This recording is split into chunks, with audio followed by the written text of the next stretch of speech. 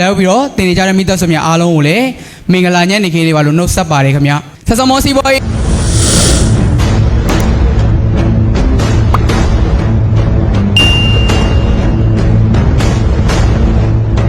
สมมติสิบอยอะแล้วเนี่ยจะอะไรเว้ยถ้าขาดถ้าการเราอย่างนั้นเนาะมาแล้วครับเนี่ยฉะนั้นนี่พี่กูสิงกูขณะเบียวบุรีแล้วเนี่ยจะอย่างสิ่งลุยมาแล้วเช่นเนาะถ้าเป็นไม่สักสมมติอะไรเว้ยแล้วเนี่ยจะอย่างถ้าขาดถ้าการเรามาเอาเมียนะพี่บาร์ครับเนี่ยถ้าจะเอาไม่เสร็จเลยเว้ยที่ชาเร่เอาเมียบุตรด้วยตีมูริวถ้าขาโลโพลุเลยครับเนี่ยยิงเขาในบุเลยไม่เสร็จเลยบาร์ถ้าเจ้านี่ที่ไอ้ยากูเต็มไปไม่ใช่มาชนะกูแรงอะไรยิงเขาเสร็จเลยชามูอภิชีบาร์เนาะอารมณ์ไม่เสร็จไปเชื่อมาเลยชนะเองนั่นเมกาโรเอชอันโลขบาร์คนนั้นไม่เสร็จไปเลยอัพไลน์งาโรพลาดินายารู้กูไปสันทาเดลีราจีกูสุดที่เพียบาร์อัพไลน์กูไอ้ยันชีสุดเดมาเลยครับเนี่ยชนะเองอัพไลน์โชว์ละครับเนี่ยจะเวลุมิวเพียบาร์ดาตลาองงาตองไปสันทาเดดูเดียวเพียบาร์ทีนี้ที่ซีบอยมาเวลาเกิดเชิงเกเรก็อเมริกันลำยาไปเลยอัพไลน์ก่อนเดียวเพียบาร์ตะเกียบมาลีซายาเดชนอยอัพไลน์เดียวเพียบาร์เนาะพี่ๆสรุปชีชนอทีนี้เอายาลาในบทว่าอเมริกันเบนิบยาไปเลยลำยาไปเลยชนอทีนี้เอายาอ๋อสวยขอไปไหนเกเรชนอยนิบยาสรุปชีเนาะตลาดวิ่งไปตัดเต็มไปกูไปสันทาเดรูบิอารุชิลิดากูเพียบาร์นิบยากูเลยยังชิสุดเดมาเลยครับเนี่ยที่ชาเร่ที่นี่มาสรุปชีชโรဒီလိုနေရာတွေရောက်ရှိလာဖို့အတွက်အများကြီးလည်းဖြတ်ကျော်ခဲ့ရလိမ့်မယ်လို့ယုံကြည်တယ်ဒီထဲမှာဆိုရင်လည်းပဲဆက်စမောစီးပွားရေးကိုတစ်နှစ်အထက်လုပ်ပြီးတဲ့တွေလက်ထောင်ကြည့်ပါโอเคတစ်နှစ်အထက်တွေเนาะတချို့တွေကြတော့လည်းပဲတစ်နှစ်မပြည့်သေးတယ်လို့ရှိမယ်เนาะတစ်နှစ်ထက်ဆိုရင်တော့အားလုံးပါရပြီပေါ့เนาะကျွန်တော်ဆိုလို့ရှိရင်ဆက်ဆက်ပေါ်မှာ2နှစ်ပြည့်ပြီပေါ့เนาะ6လပိုင်းတော့2နှစ်ပြည့်တယ်ဒါပေမဲ့အဲ့ဒီ2နှစ်ဆိုတဲ့အတိုင်းအတာတွေနဲ့မှာပလက်တီနမ်ယာထိုးကိုရခဲ့တာဖြစ်တယ်ဒါပေမဲ့ဒီရဲ့ပလက်တီနမ်ယာရုကိုကျင့်နဲ့လာလို့မင်းနော်ကျွန်တော်တို့ကိုစူးစမ်းခဲ့လို့ရခဲ့တဲ့ຢာတော့မှန်တယ်ဒါပေမဲ့အားလုံးကိုပြောပေးစေချင်တာလည်းပဲဒီချိန်ကမှကိုစူးစမ်းနေတဲ့အလျောက်လက်ရှိကိုဟာဘာယာရုဆိုတာကိုမကြည့်နဲ့ကျွန်တော်ဆိုရင်2နှစ်ပလက်တီနမ်ဆိုပေမဲ့ဒါပေမဲ့ကျွန်တော်3နှစ်မှာဒိုင်းမိုးယူမယ်လေမကောင်းဘူးလားကောင်းတယ်မိတ်ဆွေတို့လည်းပဲလုံးလို့ရပါတယ်ခင်ဗျာโอเคဒါကြောင့်ဒီနေ့ဒီရဲ့နော်တင်ပြပေးမယ့်ຢာဆိုလို့ရှိရင် upline downline အခန်းကဏ္ဍရဲ့5ချက်ရဲ့အရေးပါပုံဆိုလို့ရှိရင်ကျွန်တော်တို့ဆက်ပြီးတော့နောက်ပြီးဆိုလို့ရှင်သွားမယ်ဒါကတော့ကျွန်တော်တို့ဒီနေ့ဒီနေရာမှာရောက်လာအောင်ပေါ့နော်ကျွန်တော်ရဲ့နီးပြားတွေဆွဲခေါ်ခဲ့တယ်ကျွန်တော်ရဲ့အထက် upline တွေဖြစ်ပါတယ်ဒါဆိုလို့ရှိရင်တော့ကျွန်တော်ရဲ့နော်လျာကြီးကိုစေရလင်းရှိမယ်ကိုစင်ကိုရှိုင်းလေးနော်ကိုဝင်းကိုဘဘကြီးတနိုင်ဦးနဲ့ရကြီးမတ်ဆူလိုင်ဝင်းတို့လက်ခုပ်တန်တစ်ချေလေးပါခင်ဗျာပြီးဆိုလို့ရှိရင်ဒီနေ့ကျွန်တော်တို့ဒီနေရာမှာစူးစမ်းလို့ရအောင်နော်အခွင့်အလမ်းတွေကိုပေးထားတယ်ဘယ်သူမဆိုဒီနေ့ဒီနေရာကိုရောက်လာနိုင်ဖို့အတွက်အားလုံးတန်းတူညီများစူးစမ်းနိုင်ဖို့အတွက်အခွင့်အလမ်းကိုပေးထားတယ်ကျွန်တော်ရဲ့ကုမ္ပဏီပိုင်ရှင်တို့ဖြစ်တဲ့ဒေါက်တာဆိုရီနဲ့စီယိုမစ္စတာနော်ဘကေနီတီလေးဝချစ်တို့လက်ခုပ်တန်ချစ်ချဲလေးပါခင်ဗျာပြီးဆိုလို့ရှိရင်ဒီနေ့ကျွန်တော်တို့နော်အားလုံးနေနဲ့တရေရောင်မြင်ဘူးလားခင်ဗျာမြင်ဘူးမယ်လို့ယုံကြည်တယ်လူတိုင်းလည်းလက်ရှိမှာလုံနေတယ်လို့လည်းကျွန်တော်မြင်တယ်ခင်ဗျာစစမောစီဘောအေးမှာဒီနေ့အောင်မြင်တော်ကြတဲ့လူတိုင်းအသုံးပြုခဲ့တဲ့ SL 3456နီးစနစ်ဖြစ်ပါတယ်။ခေါင်းဆောင်တိုင်းလည်းပြောတယ်အမြဲတမ်းပြောနေကြရပဲဒီနေ့3ချက်စတင်4ချက်တင်ယူ5ချက်ရှာဝေ6ချက်တော့ခေါင်းဆောင်ဆိုပြီးတော့အမြဲတမ်းလာရောက်ပြီးတော့တင်ပြပေးနေတာဖြစ်တယ်။ဒါဆိုဒီနေ့တင်မဲ့ຢာကရောဘယ်ထဲမှာပါတယ်လို့ထင်လဲခင်ဗျာ။သိကြလား။မသိဘူးလား။နော် upline downline ဆိုတဲ့အနေအရာမှာဘယ်နေရာမှာပါလဲဆိုတော့ကျွန်တော်3.3မှာရှိပါတယ်။မှန်လားခင်ဗျာ။တော့ရမလဲတိုင်ပင်ဆွေးနွေးရမယ်ဆိုတဲ့ຢာက3.3မှာရှိပါတယ်လှုပ်တဲ့သူတွေပါလားခင်ဗျာရလဲရကြလားโอเคအရင်တော်ကြပါတယ်လက်ခုပ်တန်ချစ်ချစ်လေးပါโอเคဒါဆိုဒီနေ့လာရောက်ပြီးတင်ပြပေးမယ့်ຢာကကျတော့ upline downline အခန်းကဏ္ဍဆိုတဲ့နေရာမှာအချက်5ချက်နဲ့လာပြီးတော့တင်ပြပေးမှာဖြစ်တယ်ဒီရဲ့အချက်5ချက်ကိုမိတ်ဆွေတို့လှုပ်ပြီးလိုက်တာနဲ့တကယ်ကိုမှရလက်တွေတိတိတသာရရှိလာမှာဖြစ်ပါတယ်ဒီရဲ့ပညာရက်ကိုကျွန်တော်သိပြီးတော့ကျွန်တော်ရဲ့အတွေ့အကြုံတွေကနေပြီးလာပြီးတော့သင်တာမဟုတ်ဘူးကျွန်တော်ရဲ့လေးစားအားကြရတဲ့တလားကို8သိန်းဘတ်ပိုင်ဆိုင်ထားတဲ့ Blue Diamond ကိုစမ်းမေးစီကနေသင်ခဲ့တာဖြစ်ပါတယ်ခင်ဗျာဒီချာတယ်ဒီနေ့ဒီကိုယ်တိုင်ကနေပြီးတော့ထိုင်းလူမျိုးတွေစီမှာတင်ယူပြီးတော့မြန်မာလိုပြန်ပြီးတော့လက်ဆင့်ကမ်းတယ်အဲ့ဒီအရာကိုကျွန်တော်ကိုယ်တိုင်ကနေလဲထက်ခါတင်ယူပြီးတော့မိတ်ဆွေတို့ကိုပြန်လဲပြီးတော့မျှဝေပေးတော့မှာဖြစ်ပါတယ်ခင်ဗျာဒီနေ့မှာဆိုလို့ရှိရင်5ချက်လုံးဆောင်ရမယ့်အချက်ရဲ့အရေးပါပုံပေါ့နော်ဒီမှာဆိုလို့ရှိရင်နံပါတ်1အနေနဲ့ ဒီ၅ချက်ကိုလုပ်ခြင်းအပြင်ဘာတွေအရေးပါနိုင်လဲလို့မေးရင်လူတစ်ကိုကိုအခွင့်အလမ်းပေးတဲ့အခါမှာပို့ပြီးတော့အစဉ်ပြေချောမွေးစေတယ်ကောင်းလားခင်ဗျာလူတိုင်းလိုချင်ကြတယ်ဟုတ်လားလူတစ်ကိုအခွင့်အလမ်းပေးရတာအစဉ်ပြေချောမွေးပြီးတော့လူတစ်တယောက်ဟာကိုယ်စီလာပြီးတော့အခွင့်အလမ်းလေးလာဖို့အတွက်လွယ်လွယ်ကူကူရတာနဲ့ခက်ခဲတာနဲ့ဘယ်ဟာပိုကြိုက်လဲလွယ်တာကိုပဲပိုကြိုက်တယ်ဟုတ်လားဒါကြောင့်ဒီနေ့တည်တင်ပြပေးမယ့်ຢာထဲမှာဆိုလို့ရှိရင်ဒီရဲ့ຢာလေးပဲပါဝင်နေတာဖြစ်ပါတယ်ခင်ဗျာနော်ပြီးပြီဆိုလို့ရှိရင်ဒီမှာဆိုရင်နံပါတ်1ချက်ကကျတော့မိမိကိုယ်တိုင်လည်းပဲကိုယ့်ရဲ့အဖွဲ့အစည်းကိုလက်ဆင့်ကမ်းတင်ကြားလို့ရတယ်ကိုယ်တိုင်တယောက်တည်းပဲလုပ်တာမဟုတ်ဘဲနဲ့ကိုလုံးလို့ရတဲ့ရလက်တွေကိုကိုယ့်ရဲ့ဒေါင်းလိုင်းတွေကိုယ့်ရဲ့ဆိုင်းလိုင်းတွေကိုယ့်ရဲ့အဖွဲ့အစည်းတွေကိုလည်းပြန်လည်ပြီးတော့လွယ်ကူစွာနဲ့တင်ကြားလို့ရတယ်ဒါဆိုရင်မိတ်ဆွေတို့ဒီနေ့ပို့ပြီးတော့ရလက်ရနိုင်မယ်လို့ယုံကြည်လားခင်ဗျာယုံကြည်တယ်နော်ဒါကြောင့်မို့လို့ဒီနေ့ဒီအချက်၅ချက်ကိုဒီနေ့အကောင်းဆုံးလိုက်ပြီးတော့တင်ယူကြမယ်လို့ပြောချင်တယ်နော်โอเคဒါဆိုရင်ထပ်မှန်ပြီးတော့နောက်ထပ်နံပါတ်1ဒီနေ့၅ချက်လှုပ်ဆောင်ရမယ့်အရာပြီးပြီဆိုလို့ရှိရင်ဒီရဲ့၅ချက်စလုံးကိုကျွန်တော်ပြောပြပေးတော့မယ်ကျွန်တော်တို့လှုပ်ဆောင်ရမယ့်၅ချက်ပေါ့နော်ခေါင်းစဉ်တွေကိုအရင်ဆုံးပြောပြပေးတော့မယ်ကျွန်တော်တို့ဒီ၅ချက်ကိုတင်ခဲ့ဘူးတဲ့သူတွေပါလားခင်ဗျာပါလား upline downline လှုပ်ဆောင်ချက်၅ချက်လေးပါလားတင်ဘူးတဲ့သူတွေလက်ထောင်ကြည့်ပါဦး။အိုးတင်ဘူးရမယ်လေနော်။မေ့နေတာဖြစ်လိမ့်မယ်နော်။တင်ဘူးပါတယ်။မေ့နေတာဖြစ်ကောင်းဖြစ်နိုင်တယ်။ဒါပေမဲ့ဘာမှမဖြစ်ဘူးဒီနေ့ပြန်ပြီးတော့တင်ပြပေးမှာဖြစ်ပါတယ်ခင်ဗျာ။ Okay ဒါဆိုဒီနေ့လှုပ်ဆောင်ရမယ့်အချက်အနေနဲ့၅ချက်ရှိတယ်နော်ဒီနေ့နံပါတ်1ချက်ဟာဆိုလို့ရှိရင်တော့ကျွန်တော်တို့ promo upline နော် promo upline ချိတ်ဆက်ပေးရမယ်။လူတိုင်းလုံးနေတယ်ရပဲဟုတ်လားခင်ဗျာ။ promo ဆိုတာဘာလဲချီကျူးစကားပြောတာဟုတ်တယ်ဟုတ်လားကိုယ့်ရဲ့ upline ကိုချီကျူးစကားပြောပြီးတော့ကိုယ့်ရဲ့လူတစ်နဲ့တွားပြီးတော့ချိတ်ဆက်မှာဖြစ်တယ်တရားကိုလုတ်ခဲ့ဘူးတဲ့သူတွေရှိလားလူတိုင်းလုတ်ခဲ့ဘူးတယ်ဟုတ်လားဒါပေမဲ့မှားတာနဲ့မှန်တာပဲရှိတယ်ဟုတ်လားဒါကြောင့်ဒီနေ့အမှန်နေလာပြီးတော့ပြောပြပေးမှာဖြစ်ပါတယ်နော်ဒါကတော့နံပါတ်1ချက်မိတ်ဆွေတို့ promo upline promo လုပ်ရမယ်ပြီးပြီဆိုလို့ရှိရင်ကိုယ့်ရဲ့တောင်းလိုင်းကိုချိတ်ဆက်ပေးရမယ်နောက်တစ်ခုကဆိုလို့ရှိရင်တော့ထိုင်ပြီးတော့နားထောင်ပေးရမယ်ဝိုင်းပြီးတော့ကိုပြောပေးရမယ်ဒါကကြတော့ဘယ်မှာလုပ်လဲဆိုတော့ကျွန်တော်တို့ယုံမှလာတဲ့သူတွေကိုပို့ပြီးတော့လုပ်လို့ရတယ်ပေါ့နော်အပြင်မှာကိုယ့်ရဲ့ upline နဲ့ကိုယ့်ရဲ့ downline ကိုချိတ်ဆက်ပေးမယ့်နေရာမှာတချို့သောသူတွေဆိုလို့ရှိတယ်နော် upline နဲ့ချိတ်ဆက်ပေးပြီးတော့ပြီပဲနားလည်းမထောင်ကိုလို့ချင်တာလုပ်တဲ့သူတွေရှိတယ်အဲ့လိုမျိုးဆိုရင်လုံးဝမရဘူးပေါ့နော်ဒီနေရာမှာပြောပေးစေချင်တာကြတော့ကိုဟာကိုယ့်ရဲ့ upline နဲ့ချိတ်ဆက်ပြီးတဲ့အခါမှာထိုင်ပြီးတော့လေနားထောင်ဖို့လေလိုအပ်တယ်ပြီးပြီဆိုလို့ရှိရင်ဝိုင်းကူပြောပေးဆိုတဲ့နေရာမှာအခြေအနေကိုကြည့်ပြီးတော့ကိုဟာဘာပြောပေးရမလဲဆိုတာကိုသိပြီးတော့ဝိုင်းကူပြောပေးရတာဖြစ်တယ်နော်အသေးစိတ်ကတော့တစ်ချက်ချင်းစီပြီးတော့မှဆက်ပြီးတော့ပြောပေးတော့မယ်ထပ်မှန်ပြီးတော့ဒီနေ့အကူပစ္စည်းတွေယူလာရမယ်တဲ့အကူပစ္စည်းဆိုတာဘာလဲသိလားခင်ဗျာလက်ရှိမိတ်ဆွေတို့လက်ထဲမှာရေးနေတာအဲ့ဒါအကူကရိယာတွေပဲခင်ဗျာနော်တေချာတယ်အကူပစ္စည်းတွေမိတ်ဆွေတို့ယူလာဖို့လေလိုအပ်တယ်ဘာလို့လဲဆိုတော့ကျွန်တော်တို့စီးပွားရေးလုပ်နေတာဖြစ်တဲ့ကြောင့်မို့လို့စီးပွားရေးနဲ့တူအောင်ဟုတ်တယ်နော်အကူပစ္စည်းတွေယူလာဖို့အတွက်လိုအပ်တယ်ပြီးပြီဆိုလို့ရှိရင်ဒီနေ့မိမိရဲ့ wine enjoy ပြောတတ်ရမယ် wine enjoy ပြောတတ်တဲ့သူပါလားကိုရဲ့ wine enjoy ကိုသိတယ်ဟုတ်လားခင်ဗျာသိပါတယ်ဒီချာတွေဆက်ဆက်မောမှာ wine enjoy ကအရေးကြီးဆုံးဖြစ်ပါတယ်နော် wine enjoy မသိဘဲနဲ့ဆက်ဆက်မောမှာဘာကြောင့်အောင်မြင်ခြင်းလဲဆိုတာကိုမသိဘူးဒါကြောင့်မို့လို့ဒီဟာလည်းပဲအရေးကြီးပါတယ်နော်ပြီးပြီဆိုလို့ရှိရင်နောက်ထပ်နံပါတ်5ကဆိုလို့ရှိရင်တော့ကိုဟာကိုယ့်ရဲ့ downline ကိုပြန်ပြီးလိုက်ပို့တဲ့အခါမှာကိုဟာဘာတွေရသွားလဲနော်ဘာတွေတိသွားလဲကိုပြန်ပြီးတော့မေးဖို့လိုအပ်တယ်ဘာတွေမေးရမလဲဆိုတာတော့ဆက်ပြီးတော့ကျွန်တော်ပြောပြပေးမယ်နော်โอเคဒါဆိုရင်နောက်ထပ်မှန်ပြီးတော့ဒီနေ့ slide တစ်ခုနော်နံပါတ်1အချက်အနေနဲ့ဆိုလို့ရှိရင်မိတ်ဆွေတို့ဒီရဲ့ promo upline ဆိုတဲ့ချိတ်ဆက်ပေးဆိုတဲ့အရာကိုကျွန်တော်ကနေပြီးတော့အသေးစိတ်ပြန်ပြီးတော့ပြောပြပေးတော့မှာဖြစ်တယ်နော်โอเค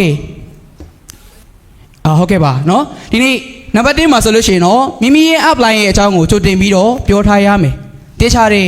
ကိုယ့်ရဲ့ upline ရဲ့အကြောင်းကိုကြိုတင်ပြီးတော့ပြောတယ်ဆိုတာဟာကိုယ့်ရဲ့ downline ကိုကိုယ့်ရဲ့ upline ရဲ့အကြောင်း promo လုပ်တာပဲဟုတ်တယ်နော်ကိုကကြိုတင်ပြီးတော့ပြောတယ်ဆိုတဲ့နေရာမှာဘာတွေပြောမလဲ promo လုပ်ပါတယ်ဆိုရင်အကောင်းဆုံးကတော့ဒီနေ့ချီကျူးစကားပြောရမှာဟုတ်တယ်ဟုတ်လားဒါဆိုဒီနေ့ဘယ်အချက်တွေကြိုတင်ပြီးတော့ပြောရမလဲဆိုလို့ရှိရင်ကျွန်တော်တို့အနေနဲ့နံပါတ်1ချက်အနေနဲ့ဆိုလို့ရှိရင်အရင်ကကိုယ့်ရဲ့ upline ကဘာအလုပ်လုပ်ခဲ့တာလဲနော်ဘာအလုပ်လုပ်ခဲ့တာလဲပြီးပြီဆိုလို့ရှိရင်နံပါတ်2ချက်အနေနဲ့လက်ရှိဝင်ငွေနဲ့သူ့ရဲ့အောင်မြင်မှုကဘယ်လိုမျိုးရှိနေလဲဟုတ်လားပြီးပြီဆိုလို့ရှိရင်နံပါတ်3ချက်ကကြတော့တူညီတဲ့အချက်လက်တွေကိုတွေကနှိုင်းရှင်ပြရမယ်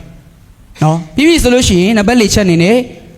့မိမိရဲ့ apply စီကနေရတဲ့နှွေးထွေးမှုတွေအကူအညီတွေကိုကနေပြီးပြန်ပြောပြဖို့လိုတယ်ဒီနေရာလေးမှာကိုဟာ apply ရှိတာပဲရှိမရှိတာပဲဖြစ်ဖြစ်ဒါပေမဲ့ကိုယ့်ကိုကူညီပေးနေတဲ့သူတွေရှိတယ်ဟုတ်လားခင်ဗျာ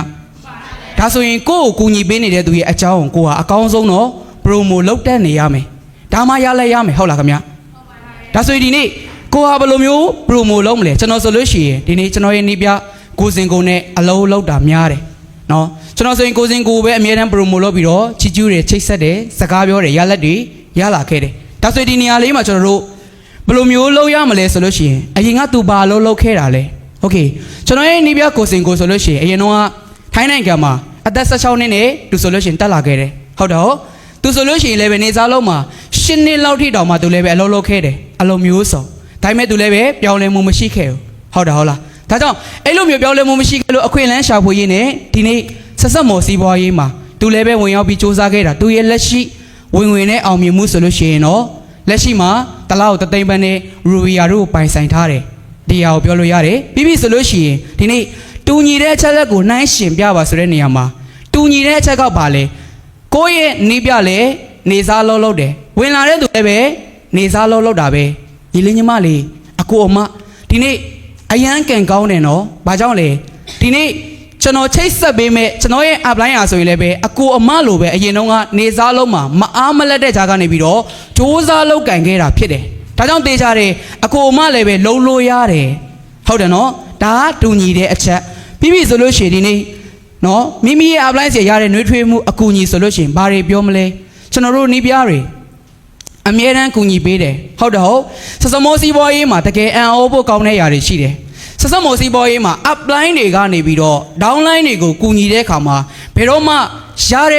ရလို့စိတ်တစ်ခုမှမရှိခဲ့ဘူးလို့ပြောရင်မှန်မလားခင်ဗျာအယမ်းမှန်မယ်နော်မောင်နှမလည်းမဟုတ်ဘူးသွေးသားရင်းချလည်းပဲမဟုတ်ဘူးဒါပေမဲ့ကိုယ့်ရဲ့မောင်နှမသွေးသားအထက်ကိုပို့ပြီးတော့သူတို့တွေကတန်ရောစင်ပို့ရှိကြတယ် downline တွေရဲ့ပုံမှာမြင်မိလိမ့်မယ်ဒါအကူအညီတွေပဲဟုတ်တယ်ဟုတ်လားတတ်မဲ့ကိုတွေကမဟုတ်တာတွေရောဟုတ်တာတွေရောလီဆယ်ပြီးပြောနေရမှာမဟုတ်ဘူးကိုယ့်ပေါ်မှာဘယ်လိုမျိုးကူညီထားတာလဲကိုယ့်ရဲ့ upline နီးပြရဲ့အားသာချက်ကပါလဲကျွန်တော်ရဲ့နီးပြကိုစင်ကိုဆိုလို့ရှိရင်အမြဲတမ်းသူဟာဆိုရင်စိတ်မရှိတတ်ဘူးဒါပေမဲ့ downline တွေရဲ့ပုံမှာဆိုလို့ရှိရင်အရန်စိတ်ရှည်ပြီးတော့တီးခံတယ်ပြီးပြီဆိုလို့ရှိရင်ဒီနေ့စစမောစီပွားရေးမှာလည်းပဲအရန်မတော်ခဲ့ဘူးဒါပေမဲ့သူကိုယ်တိုင်ကိုကြားကနေပြီးတော့ဒီနေ့မြင့်တင်ခြင်းစိတ်ရှိတယ်အမြဲတမ်းနီးစနစ်တွေကိုပူပေါင်းပြီးတော့ဒီနေ့ဒီနေရာတွေရောက်အောင်သူစူးစမ်းနိုင်ခဲ့တယ်ဒါဟာအားသာချက်တွေပဲတေချာတယ်တခုကကျွန်တော်ကိုလည်းဒီနေ့ဒီနေရာတွေရောက်လာအောင်ကူညီပေးနိုင်ခဲ့တယ်လို့မျိုးအကိုအမညီလေးညီမလေးကိုလည်းပဲဒီနေ့ဒီလိုနေရာမျိုးကိုရောက်အောင်ကူညီပေးနိုင်တယ်ဆိုတဲ့အချက်ကိုပေးရင်အဲ့ဒီလူတွေဟာကြံကိုကြံပါတယ်ခင်ဗျာလုံးလို့ရလားခင်ဗျာတေချာတယ်လိုက်လှုပ်တတ်တယ်ဆိုလို့ရှိရင်တော့ရလိုက်ရမယ်လို့ကျွန်တော်ယုံကြည်တယ်အခုဆိုလို့ရှိရင်ဒါကအပြင်မှာလည်းပြောလို့ရတယ်လို့မျိုး online နဲ့နေလည်းပြောလို့ရတယ်တဘောတရားအခုဆိုလို့ရှိရင်ချိတ်ဆက်ကြတယ်ဘယ်လိုမျိုးလုပ်ကြလဲကိုရဲ့ apply နဲ့ချိတ်ဆက်ရင်ဘာတွေလုပ်ကြလဲ apply ရေးလာပါအောင်လုပ်ပါအောင်ကူညီပါအောင်ဟုတ်လားတခါတည်းဖုန်းကိုတောက်လျှောက်ချိတ်သွားတာမျိုးတွေလည်းရှိတယ်ဘာပြောလို့ပြောရမှမသိဘူးလေတဘောတရားဟုတ်တယ်ဟုတ်လားလုပ်ပါအောင်ကူညီပါအောင်ဆိုတာတခါတလေကြရင်ကိုကပြောမထားဘဲနဲ့သူကအချောင်းမသိနေဘူးလေအဲ့တော့လိုချင်တဲ့ကီးကိုမရအောင်ဟုတ်တယ်ဟုတ်လားအဲ့တော့လိုချင်တဲ့ရလက်တွေလည်းရမလားတချို့တွေဆိုလို့ရှိရင်ရှိတယ် apply ရတော့လစေဝင်ငွေဘယ်လောက်ရနေပါတယ်အဲ့လိုမျိုးလေးပဲပြောပြီးတော့ချိတ်လာခဲ့လိုက်တယ်လူတစ်တယောက်အနေနဲ့ကဝင်ငွေသူမလိုအပ်ဘူးတကယ်တမ်းကလေတချို့တွေကြတော့အောင်မြင်မှုကိုလိုအပ်တာဝင်ငွေကိုသူတို့မလိုချင်ဘူးဒါကြောင့်လက်ရှိဝင်ငွေနဲ့အောင်မြင်မှုကိုကြတော့ online မှာသုံးရင်ကြတော့ပြောလို့ရတာလို့မေးရင်ပြောလို့ရရတယ်ဒါပေမဲ့မပြောလဲပဲဘာမှမဖြစ်ဘူးအဓိကတော့ဒီနံပါတ်၄အချက်နဲ့နံပါတ်3အချက်ကိုအဓိကပြောပြပေးဘာလို့လဲဆိုတော့သူတို့တွေလုံးနိုင်တယ်ဆိုတဲ့ခန်းစားချက်ကိုရရှိဖို့သူတို့တွေကိုဘယ်လောက်ထိအောင်သူတို့ကူညီပေးနိုင်လဲဆိုတာကိုသူတို့သိရင်လောက်ကိုလောက်တယ်ဒါကိုပို့ပြီးတော့ကျွန်တော်တို့လောက်တက်ရမှာဖြစ်တယ်ခင်ဗျနော်โอเคဒါကြောင့်မို့လို့ဒီနေ့2ယောက်လောက်ကျွန်တော်စင်မော်ခေါ်တဲ့ဂျမားတွေဘယ်သူလောက်ချင်လဲနော် upline downline 2ယောက်လောက်ပေါ့နော် what shot ကိုရဲ့ upline ချိတ်ဆက်တဲ့နေရာမှာကိုတိသွားဖို့အတွက်ပေါ့နော်တကယ်လို့မှတိသွားဖို့အတွက်စင်မော်တက်လာပြီလို့ရလား2ယောက်လောက်โอเคမရှိဘူးလား ရလဲရချင်လားရလဲရချင်တယ်နော်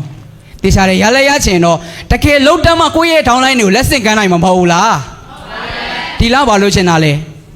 ဘာယာရုလို့ချင်တာလဲတေချာတယ်ဒီရောက်တော့မလို့ရင်မရသေးဘူးဖြစ်ပါတယ်ခင်ဗျာโอเคဒါကြောင့်ဘယ်သူတွေလာမလဲတက်လာခဲ့ပါနော်ရေးတက်လာခဲ့လို့ရတယ်โอเคဒါတော့ဒီနေ့ရောက်ကိုကျွန်တော်ကချိတ်ဆက်တဲ့နေလေးနည်းနည်းပြောပြပေးမယ်ကျွန်တော်ရလဲရရှိခဲ့တယ်လို့မျိုးပေါ့နော်ချိတ်ဆက်တဲ့နေတော့ကျွန်တော်ရဲ့အတွေ့အကြုံနဲ့ပြောပြပေးမယ်နော်โอเคဒါကတော့သူကမိန်းကလေးဆိုတော့ဘယ်သူလို့ပြောလို့ရမလဲကျွန်တော်နီးပြကိုစင်ကိုဆိုတော့ကျွန်တော်ရဲ့နီးပြကိုစင်ကိုလို့ပဲကျွန်တော်သတ်မှတ်လို့ရတယ်နော်ဒါကတော့ကျွန်တော်ရဲ့နီးပြကိုစင်ကိုဖြစ်တယ်ဒါတော့ကျွန်တော်ရဲ့လူတစ်ပေါ့ဒါတော့ကျွန်တော်ပေါ့ကျွန်တော်ကနေကြားထဲနေပြီးတော့ချိတ်ဆက်ပေးမှဖြစ်တယ်ချိတ်ဆက်တဲ့နေရာမှာအဓိကအရေးကြီးတဲ့စနအချက်၄ချက်ကိုကျွန်တော်တို့ကပြောပြသွားရမှာဖြစ်တယ်တကယ်တမ်းကျတော့အဲ့ဒီလိုမျိုးပြောနိုင်မှကိုကရလက်ရမှာဖြစ်တယ်နော်တခြားအကြောင်းအရာတွေပြောလို့လည်းပဲရလက်မရအောင်ဒါဆိုရင်ဒီနေ့လူတွေတယောက်ကယုံလာတယ်ဒါကျွန်တော်ရဲ့နီးပြဖြစ်တယ်ကျွန်တော်ကချိတ်ဆက်တော့မယ်ချိတ်ဆက်တော့မယ့်ခါမှာကျွန်တော်တို့ဘာလုပ်ရမလဲလို့မင်းကျွန်တော်ဒီလူတစ်ကိုသွားပြီးတော့စကားရင်တော့ပြောရမှာနော်လူတစ်ကိုဘယ်လိုမျိုးပြောမလဲဆိုတော့โอเคဒါကကျွန်တော်ရဲ့လူတစ်လေโอเคဒါဆိုကျွန်တော်ကကျွန်တော်ရဲ့နီးပြရဲ့အကြောင်းကိုကျွန်တော်ကနေပြောပြတော့မှာဒီနေ့မင်္ဂလာပါညီမလေးဟုတ်ကဲ့မင်္ဂလာပါကိုโอเคဒီနေ့အခွင့်အလမ်းလာရတာဆိုလို့ရှိရင်ဒီနေ့တော့အကိုရဲ့ခေါင်းဆောင်တယောက်နဲ့ညီမလေးကိုချိတ်ဆက်ပေးမယ်နော်အကိုရဲ့ခေါင်းဆောင်ဟာဆိုလို့ရှိရင်ဒီနေ့ဒီစီးပွားရေးမှာလက်ရှိအရင်တော့ကနေစားလောက်ကိုလောက်ခဲ့တဲ့သူတယောက်ပဲသူလည်းပဲထိုင်းနိုင်ငံရောက်တာ16နှစ်ကလေးကရောက်တယ်10နှစ်တောင်မှလောက်ခဲ့တယ်ဒါပေမဲ့သူလည်းပဲပြောင်းလဲမှုမရှိခဲ့ဘူးနော်အခုဆိုလို့ရှိရင်ဆက်စံဘောစီးပွားရေးမှာဝင်ရောက်ပြီးတော့စူးစမ်းနေတာဆိုလို့ရှိရင်တလောက်တသိန်းပန်းနဲ့ရိုဘီယာတို့ပိုင်ဆိုင်ထားတယ်သူလည်းပဲညီမလေးလိုမျိုးပဲအတူတူပဲပေါ့နော်အရင်တော့ကသူလည်းပဲနေစားလောက်တယ်အခုညီမလေးလည်းပဲနေစားလောက်တယ်ဟုတ်တာဒါဆိုညီမလေးတူတောင်အောင်မြင်နိုင်တယ်ဆိုလို့ရှိရင်ညီမလေးလည်းပဲအောင်မြင်နိုင်တယ်ယုံကြည်လားယုံကြည်တယ်ရှင်ဒါကြောင့်မို့ဒီနေ့ဒီခေါင်းဆောင်ကဆိုလို့ရှိရင်အခုဒီနေ့ဒီနေရာထိရောက်လာအောင်ဆွဲခေါ်နိုင်ခဲ့တာကိုဆိုရင်လည်းအရင်တော့က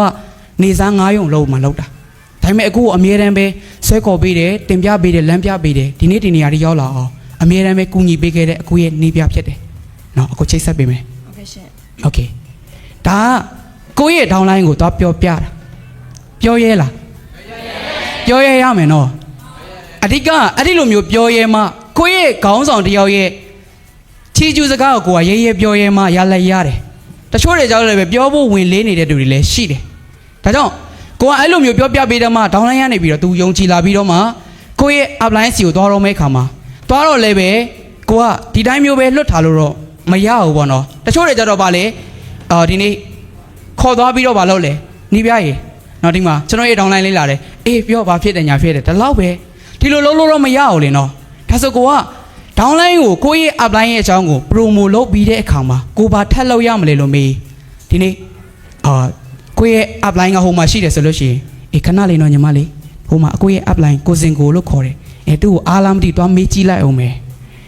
ဒါဆိုရင်သူ့ကိုခဏလေးထားခဲ့လို့ရတယ်ဒါဆိုရင်ကိုကဒီဘက်မှာကိုစင်ကိုစီလာပြောမယ်ကိုစင်ကိုကြီးမင်္ဂလာပါဒီနေ့ကျွန်တော်မှာဆိုလို့ရှိရင်လူတစ်လေတယောက်ရုံးခေါ်လာတယ်သူကကြတော့အခုနေစားလောက်တယ်ပေါ့နော်ဒီအခွင့်အလမ်းကိုအကိုဘယ်လိုမျိုးလုပ်ခဲ့တာလဲနည်းနည်းလေးရှင်းပြပေးအောင်နော်โอเคဒီလိုမျိုးကိုကနေပြီးဒီဘက်မှာလည်းပဲပြောထားပေးပြီဆိုလို့ရှိရင်သူ့ရဲ့အကြောင်းကိုကပရိုမိုလုပ်ထားပြီးဆိုတာ तू သိနေပြီဟုတ်တာဟုတ်ဒါဆိုရင်ကိုကနေဘာလုပ်လို့ရလဲသူ့ကိုခေါ်လာခဲ့မယ်လားသူ့ကိုခေါ်လာခဲ့လိုက်ပြီโอเคညီမလေးဒါကတော့အကိုပြောတဲ့အကိုရဲ့နှီးပြကိုစင်ကိုလို့ခေါ်တယ်အဲ့ဆိုလို့ရှိရင်သူမိတ်ဆက်လိုက်မယ်ပေါ့မင်္ဂလာပါမင်္ဂလာပါမင်္ဂလာပါဒါဆိုရင်ဒီနေ့ကျွန်တော်ကနေပြချားတဲ့ထပ်ပြီးတော့ပြောမယ်ကိုစင်ကိုဒီနေ့ဒီစီးပွားရေးမှာလောက်လာခဲ့တဲ့အတွေ့အကြုံလေးတွေကိုကျွန်တော်ရဲ့ဒေါင်းလိုင်းလေးကိုရှင်းပြပေးပါဦးနော်ဒါဆိုရင်ကိုကဒီနေရာမှာဘာလို့အဲ့လဲဆိုတော့သူရှင်းပြတော့မယ့်အခါမှာတေချာတာတခုကကိုရန်နေပြီးတော့ယူတေမှုလေးစားမှုကိုပြရမယ်တချို့တွေကြတော့ခေါ်ပဲခေါ်လာတာလေဘာလဲမသိဘူးချိတ်ဆက်ပေးလိုက်ပြီစကားတော့ပြောလေဘာပြောမှလဲဘာပြောရမှာလဲပေါ့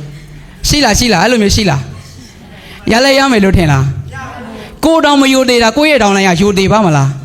တေချာဘောကတော့မယူသေးဘူးဒါဆိုရင်ဒီနေ့ဒီစီးပွားရေးကဘာစီးပွားရေးလဲဟာဟုတ်တယ်ဟုတ်ဒါဆိုဒီနေ့ကိုကနေပြီးတော့ကိုရဲ့ upline ကိုယုံကြည်နေတယ်လို့ပြနေတယ်ဆိုလို့ရှိရင်ဒီနေ့သူတို့တွေကယုံကြည်ကြတယ်ရောလေးစားကြတယ်ရောသူလည်းပဲဗာရလေယုံကြည်မှုတွေလေးစားမှုတွေရပြီးတော့ကိုရဲ့ upline ပေါ်မှာ okay ပြောတဲ့စကားတွေကိုနားထောင်မယ်ဒီနေ့လိုက်ပြီးတော့အာယုံစူးစိုက်မယ်ဒါမှချိတ်ဆက်တဲ့နေရာမှာရလိုက်ရမယ်မဟုတ်လား ဒီလိုမျိုးသဘောတရားကိုပြောပြပေးချင်တာဖြစ်တယ်အားလုံးနားလည်မယ်လို့ယုံကြည်ပါတယ်လက်ခုပ်တန်ကြဲလေးပါခင်ဗျာကျေးဇူးတင်ပါတယ်โอเคဒါဆိုဒီနေ့အားလုံးအနေနဲ့ဒီနေရာမှာဆိုလို့ရှိရင်လည်းပဲโอเคနောက်တဲ့ဆက်လိုင်းတစ်ခုပြောပြစေချင်တာဘာလဲဆိုတော့ကျွန်တော်တို့အလုံးလုံးတဲ့နေရာမှာဒါကကျတော့အပြင်မှာလည်းပဲလုံးလို့ရတဲ့အရာဖြစ်တယ်ဒါပေမဲ့လို့online မှာလုပ်တယ်ဆိုရင်ရော online မှာလည်းပဲရှိကြလိမ့်မယ်တချို့တွေဖုန်းမဲ့ချိတ်ဆက်လာတယ်လုံးချင်တာလုံးနေတဲ့အရာတွေမရှိဘူးလားရှိတယ်ဟုတ်တယ်မလားချိတ်တော့ချိတ်လာတာပဲချိတ်တော့ချိတ်ပြီးသွားပြီဒါပေမဲ့ဘာတွေပြောမှန်းလည်းမသိဘူးအဲ့ဒီနေ့ဖုန်းချိတ်တဲ့ခါမှာဘာတွေပြောကြလဲအကိုပြောလိုက်လီဒါကြီးပြောလိုက်ဆရာကြီးပြောလိုက်နဲ့ထပ်နေရောပဲဟုတ်တယ်မလားရှင်တွေခုံပြီးတော့အဲ့လိုမျိုးမရအောင်ဒါဆိုကိုကနေပြီးဘာလို့ရမလဲဆိုတော့အဲ့ဒီຢာတွေကိုကနေပြီးပြောပြပေးတတ်ရမယ် online မှာလည်းပဲအဲ့ဒီလိုမျိုး online ဆိုတာကကျတော့အတန်နဲ့လုပ်လို့ရတာဖြစ်လို့အတန်ကိုကြားပြီးသူတို့ကယုံကြည်မှုရှိမှလေကိုရောအဲ့လိုမျိုးဖြစ်နေတယ်ဆိုလို့ရှိရင်ကိုရဲ့ downline ကတေချာပေါင်းမယုံကြည်တော့မှန်လားဒါကြောင့်မို့လို့အရေးကြီးလားခင်ဗျာလုံးနိုင်မယ်လို့ထင်လားโอเคတေချာတယ်နံပါတ်1ချက်ကိုလုံးလိုက်တာနဲ့မိတ်ဆွေရဲ့ downline ကတေချာပေါင်းကြံမှာဖြစ်ပါတယ်ခင်ဗျာโอเคထပ်မှပြီးတော့နံပါတ်2ချက်နံပါတ်2ချက်မှာဆိုလို့ရှိရင်ကိုကထိုင်ပြီးတော့တေချာနားထောင်ရမယ်ကူပြောပေးရမယ်ကိုကဘာကြောင့်ထိုင်ပြီးနားထောင်ရတာလဲအရေးကြီးတယ်ဘာလို့လဲဆိုတော့တချို့တွေဆိုရှိကြလိုက်မယ်အပလိုင်းနဲ့ဒေါင်းလိုင်းစကားပြောနေတာပဲဘာလို့လဲထိုင်ပြီးတော့တည်တည်ချာချာနားမထောင်ဘူးဟိုဒီတွေသွားနေတယ်ပြီးတော့ဖုန်းတွေစော့နေတယ်ဖုန်းတွေကင်နေတယ်ပြီးပြီဆိုလို့ရှိရင်နော်ဒီနေ့ဘာပြောလို့ပြောလိုက်မှမသိဘူးတချို့ကကြတော့upline နဲ့ downline နဲ့ပြောမှကိုအလုံးရှုပ်တဲ့သူတွေရှိတယ်ပါလားမသိဘူးချိတ်ဆက်ပေးနေတဲ့နေရာမှာကနာမငြင်ဘူးလေဟိုတွားခြင်းတလို့လို့ဒီတွားခြင်းတလို့လို့အဲ့လိုမျိုးဖြစ်တဲ့သူတွေပါလားဒါဟာရလည်းမရဘူးခင်ဗျာတေချာတယ်ကိုကချိတ်ဆက်ပေးလိုက်ပြီဆိုတာနဲ့အဲ့ဒီနားမှာကိုဟာတေချာနားထောင်နေရမယ်ဘာကြောင့်လဲဆိုတော့တေချာနားထောင်ရတဲ့အချက်ကဒီနံပါတ်3မှာသွားပြီးတော့ရှိတယ်ကိုဟာတေတေချာချာနားမထောင်ဘူးဆိုလို့ရှိရင်ဘာဖြစ်လာမလဲလို့မေးရင်ကိုဒီအချက်လက်လုံးဝမရလိုက်ဘူးအခုဆိုရှိကြလိုက်မယ်နော်ကိုG1လဲချိတ် G2လဲချိတ် G3လဲချိတ် G4လဲချိတ် G5 လဲချိတ်အားလုံးချိတ်နေရတာဘာကြောင့်လို့ထင်လဲတေချာနားမထောင်လို့ဟုတ်တယ်ဟုတ်လားတေချာနားထောင်ခဲ့မယ်ဆိုလို့ရှိရင်တေချာတဲ့ upline နီးပြ3ခါလောက်ချိတ်ပြလိုက်မယ်ဆိုလို့ရှိရင် तू အလုံးလုံးမတက်သွားဘူးလားတေချာနားထောင်တိုင်းဩငါရဲ့နီးပြဒီလိုမျိုးပြောရရောငါရဲ့ upline ကဒီလိုမျိုးပြောရရောဒါဆိုရင်ဒီအချက်လက်ကငါကြိုက်ရင်လည်းပဲဒီလိုပြောရမယ်ဆိုတာကိုသိရင်အလုံးမလုံးတက်သွားဘူးလားလုံးတက်သွားလိမ့်မယ်တေချာတယ်ဒါကြောင့်အရန်အရေးကြီးနော်ဒီနေ့ထိုင်ပြီးတော့စကားပြောနေတဲ့အခါမှာကြားပြတ်ဝင်ပြောတာမျိုးတွေ upline ကတခုံးလောက်ပဲပြောရသေးတယ် तू ကညီမလေးဈေးအောင်လို့လည်းရတယ်နော်စီးပွားရေးလုပ်လို့လည်းရတယ်နော်ထပ်ပြောလို့ရလားလုံးဝယုံကြည်မှုမရှိနေဘူးဘာလို့လဲ upline တူလို့ရမယ်လို့ကိုချိတ်ဆက်ပေးပြီးတဲ့ခါမှာ तू အလုံးလုံးနေတယ်လေဒါဆိုကိုကနေပြီးတော့အလိုက်တရမယ်ဘာလဲဂျားတဲ့ကနေဖြတ်ပြီးတော့မပြောရအောင်ဥပမာတချို့တွေကြတော့ upline မောနေမှာဆိုလို့ရေသွားခတ်ပေးတာမျိုးတို့ဖြစ်နိုင်မလုပ်ပါနဲ့အဓိကကတော့လာမယ်ဆိုကြတဲ့ကစောစောနေပြီးကြိုတင်ပြင်ဆင်ထားတာအကောင်းဆုံးပဲဟုတ်တော့ဒီချက်လေးတွေမှာဆိုလို့ရှိရင်ဒီနေ့ဖုန်းမကန်ရအောင်ဖုန်းမစော့ရအောင်ဆိုတာအရင်ရေးကြီးတယ်တချို့တွေဆိုလို့ရှိရင် upline နဲ့ downline ချိတ်ဆက်နေမှာဖုန်းလာလဲပဲသွားလိုက်ပြီးပြောနေလိုက်ပြီးအကြာကြီးပဲဘာပြောလို့ပြောလိုက်မှမသိကို downline ကယုံကြည်မှုရပါမလား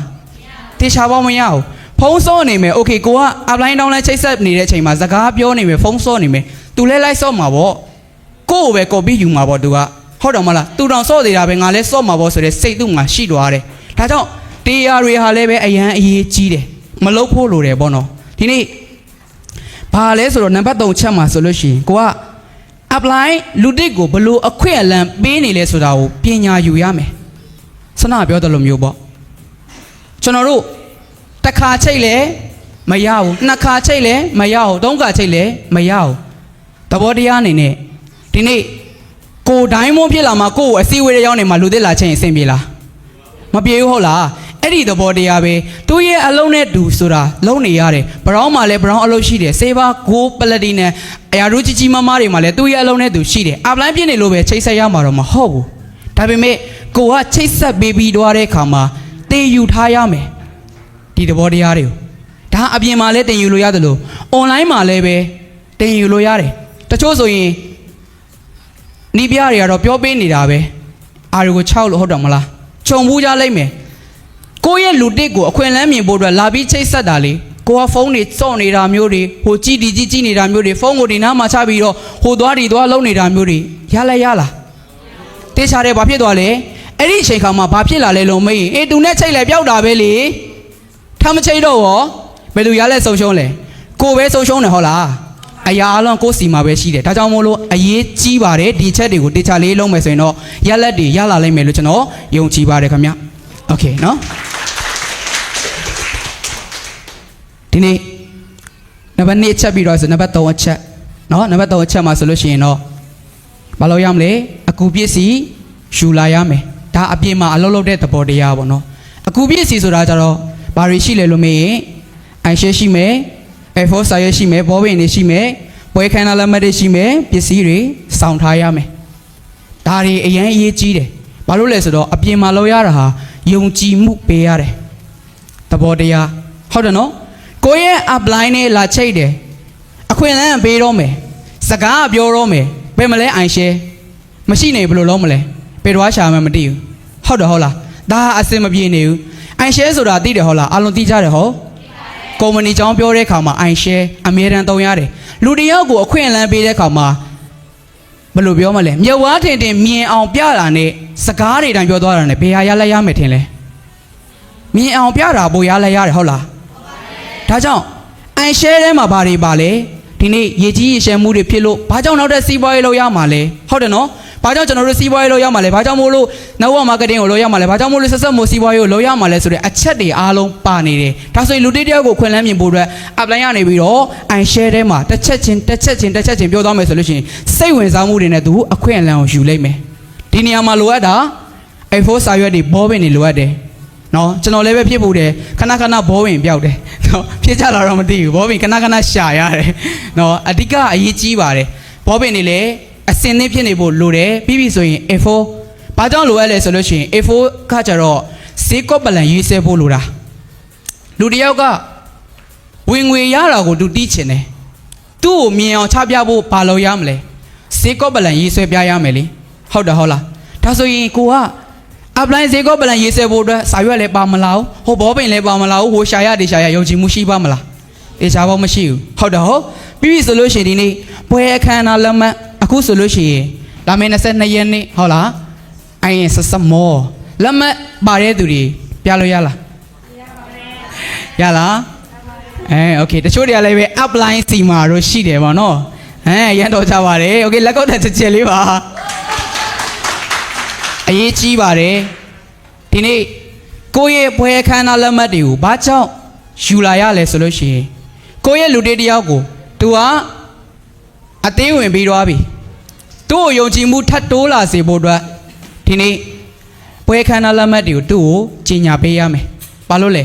ကျွန်တော်တို့ဒီကနေ့ကြံလာခဲ့တဲ့အလျောက်ဆိုလို့ရှိရင်ကျွန်တော်လည်းပဲဒီစီးပွားရေးမှာအဲ့ဒီသင်တန်းခန်းသားတွေကိုတော့မတက်ခဲ့ရရင်ကျွန်တော်လည်းပဲဒီနေရာမှာကြံမှာမဟုတ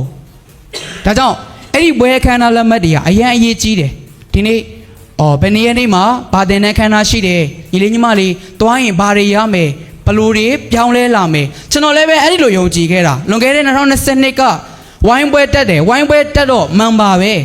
ကိုစင်ကိုပြောတယ်တကယ်အောင်မြင်ခြင်းလားတကယ်အောင်မြင်ခြင်းနဲ့ကိုကြီးဘယ်လိုလုပ်ရမလဲဒါဆိုရင်ဝိုင်းပွဲရှိတယ်တက်ဝိုင်းပွဲမှာဘာတွေရမလဲသူပြောတယ်ကိုရဲ့ဘွားမှာကိုဟာဒီနေ့ဒီချိန်ခါမှာဘာကြောင့်အလုံးလုံးနေရတာလဲဘာကြောင့်ဒီနေ့လာပြီးတော့လုံးနေရတာဘာကြောင့်အသက်ရှင်နေရလဲဆိုတော့ကိုရဲ့တန်ဖိုးတွေကိုမြင်လာမယ်ဆိုတဲ့နေရာမှာကျွန်တော်လည်းပဲအဲ့ဒီရဲ့တန်ဖိုးတွေမြင်ပြီးတော့အပြန်မှာ executive ပိတ်ပြီးတော့ဒီနေ့စူးစမ်းခဲ့လို့ဒီနေရာကိုရောက်လာတာဖြစ်တယ်ခင်ဗျာဒါကြောင့်မိမိတို့ရဲ့ဒေါင်းလိုင်းတွေကိုလည်းပဲဒီနေ့ပွဲအခမ်းအနားလက်မှတ်ကြီးညာပေးရမယ်ဒီအရာကိုအကောင်းဆုံးလုပ်ပေးနိုင်ရမယ်နော်ပြီးပြီဆိုလို့ရှိရင်ဒီနေ့နံပါတ်4ကျတော့ပစ္စည်းဆောင်ထားရမယ်ဆိုတာကျတော့တချို့တွေဆိုလည်းပါတယ်ဟုတ်တယ်မလားကိုနေ့စဉ်တောက်နေတဲ့ cafe ပါမယ် collection ပါမယ်hybro တို့ off bro တို့ပါမယ်ဟုတ်တယ်ဟုတ်လားလူတိုင်းမှာပါတယ်ဟုတ်လားဒါလေးတွေလည်းစောင့်ထားတဲ့နေဘာလို့လဲဆိုတော့ကိုရဲ့တောင်းလိုင်းနဲ့ apply စကားပြောနေတဲ့အခါမှာတောင်းလိုင်းဒါတော့ collagen နော်collagen တစ်ထုပ်ကိုသူ့ကိုတိုင်းမယ်ကောင်းလားကောင်းတယ်တစ်ထုပ်တောင်တော့ကောင်းတာတစ်ဖာလို့ဆိုဘယ်လောက်ထိကောင်းမလဲမိတ်ဆွေပြောပြပေးလို့ရတယ်ဟုတ်တယ်ဟုတ်လားဒါမိတ်ဆွေတို့သုံးချတတ်မယ်ဆိုလို့ရှိရင်တကယ်ကိုမှရလိုက်ရမယ်ဒါကြောင့်မိတ်ဆွေတို့စီမှာပစ္စည်းလေးတွေအမြဲတမ်းစောင့်ထားရမယ် နော်ဆောင်းထားတဲ့သူတွေပါလားပြီးရင်လည်းတိုက်အောင်နော်ကျွန်တော်မှလည်းပါပါတယ်လို့နော် collection ပါပါတယ်နော် okay ဒါဆိုရင်ဒီကနေ့ဒါကြတော့အရန်ကုန်မပဲအရေးကြီးတဲ့အရာလေးတွေကိုတို့အခုလက်ထဲမှာရှေးချနေတဲ့အရာတွေအားလုံးကလည်းပဲအခုပစ္စည်းတွေပဲလေဟုတ်တယ်မလားဒါဆိုဒီနေ့ဒီကိုပစ္စည်းတွေကိုအသုံးချပြီးတော့ဒီနေ့အလုပ်လုပ်တာဟာပို့ပြီးတော့ရလက်ပို့ရစေတယ် online မှာလည်းပဲလုပ်လို့ရလာမင်းလုပ်လို့ရတယ် online မှာလည်းပဲဒီနေ့ဗီဒီယိုကောခေါ်မယ်ခေါ်ပြီးတော့ကိုယ့်ရဲ့နီးပြားနဲ့ချိတ်ဆက်မယ်နီးပြားနေပြီး iShare ကိုဖွင့်ပြီးတော့ညီလေးညီမလေးဒီလိုမျိုးဖြစ်တယ်ဈေးကောပလန်ရေးဆွဲပေးမယ် okay ဒီနေ့ဒီတင်တဲ့ခန်းတော့ဘယ်လိုမျိုးကောင်းမွန်နေဆိုတဲ့ຢာတွေကိုကိုယ့်ရဲ့နီးပြားရှင်းပြပေးမယ်အဲ့ဒီလူတွေတယောက်ယုံကြည်မှုမရဘူးလား share ပိတ်ပါလို့ပြောစရာမလိုတော့ဟုတ်တယ်မလားလုံးနိုင်လားခင်ဗျာလုံးနိုင်ပြီဆိုလို့ချင်းဆေးရ okay အရန်တော်ပါတယ် okay ဒါဆိုထပ်မှပြီးနောက်ထပ် slide တစ်ခုကိုဆက်ပြီးတော့သွားမယ်ခင်ဗျာ okay ဒီနေရာလေးမှာကျတော့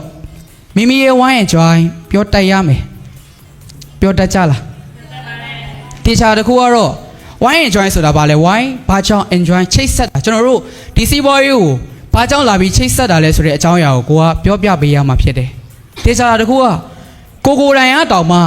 ဒီစီးပွားရေးမှာလာပြီးတော့ချိတ်ဆက်တာကိုမတိရကိုတောင်းလိုင်းကိုဘယ်လိုမျိုးသွားပြီးပြောပြပေးမလဲတေချာဘောကတော့ပြောပြမပေးနိုင်ဒါဆိုဘာလို့ပို့လို့လဲကျွန်တော်တို့အရင်ဦးဆုံးအနေနဲ့ကိုယ့်ရဲ့ wine enjoy ကိုပြောတတ်ဖို့အတွက်လေ့ကျင့်ထားရမယ်လေ့ကျင့်ပေါ်တဲ့သူပါလားကျွန်တော်ဆိုလေ့ကျင့်ပူတယ်နော်ကျွန်တော်လူတေးဘဝကလေးက